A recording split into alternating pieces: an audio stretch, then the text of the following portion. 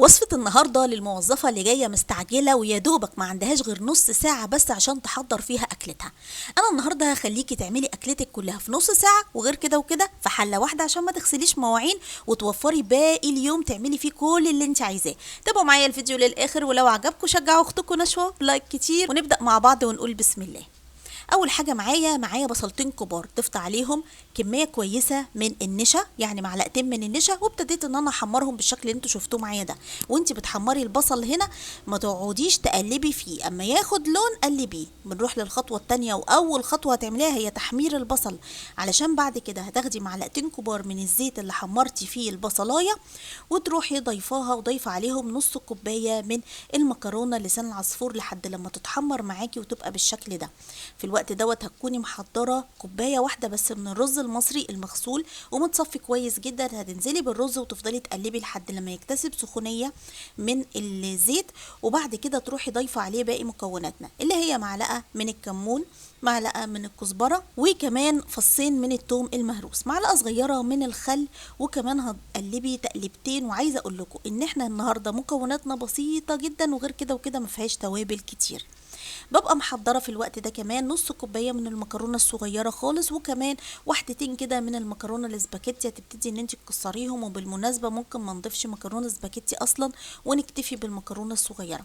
طبعا الصبحيه قبل ما تنزلي شغلك هتكوني محضره كوباية من العدس اللي بجبة منقوعة، علشان لما تروحي البيت تبقى جاهزة على طول وتعملي أكلتك بسرعة وفي حلة واحدة. طب يا نشوى أنا ما عملتش ولسه بتفرج على الفيديو دلوقتي وعايزة أروح أعمل إيه؟ عقبال يا ست كل ما تحمري البصلاية تكوني بقى اديتي العدس اللي بجبة دوت غلوتين كده على النار، نص تسوية، وكملي باقي الوصفة معايا.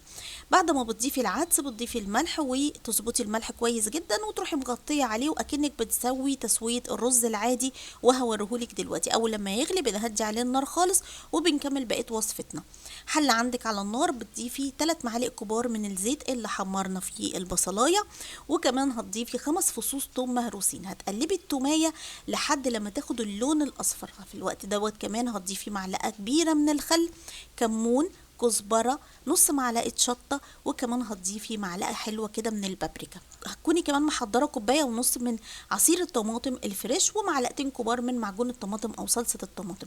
وطبعا علشان الطماطم بتسبب لنا حموضه فبنضيف نص معلقه صغيره خالص من السكر، فلفل اسود وملح، وكمان كوبايتين من الميه، لان صلصه الكشري بتكون خفيفه مش تقيله ومسبكه.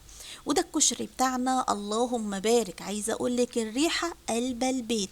ريحه ايه مفيش بعد كده يا جماعه. تقلبيه تقلبتين كده وتروحي مغطيه عليه وتهدي عليه النار خالص، وتسيبيه لحد لما ياخد ويدي مع بعض.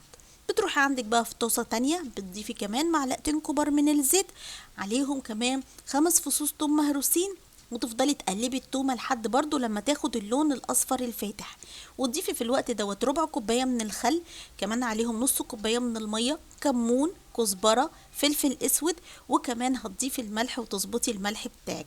يا دوبك غلوه واحده بس وتقفلي النار علشان دقه الكشري تبقى مظبوطه معاكي. دي الصلصه بتاعتنا اللهم بارك. شايفه صلصه الكشري بتبقى عامله ازاي؟ بتبقى خفيفه معانا، ما بتبقاش تقيله ومسبكه زي اللي بناكلها في المطاعم بالظبط. تعالى اقولك بقى على الشطه السريعه اللي على البارد.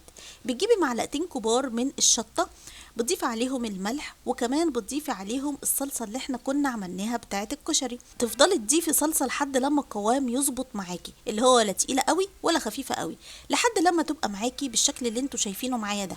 ودي اسرع شطه ممكن تشوفيها في حياتك. ده الكشري بتاعنا اللهم بارك، ما خدش مني نص ساعه في المطبخ، ولا بقى عملتي مواعين كتير ولا تعبتي نفسك. غير كده وكده طريقه البصل دي بتكون مقرمشه جدا جدا يا جماعه.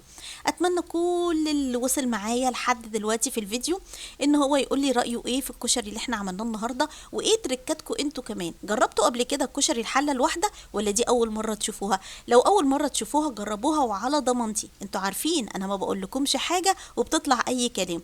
انا كده خلصت فيديو النهارده. لو عجبكم الفيديو شجعوني بلايك كتير وشير كتير. بحبكم جدا جدا. اشوفكم بكره ان شاء الله في فيديو جديد ووصفه جديده مع مطبخ نشوى. والسلام عليكم ورحمه الله وبركاته.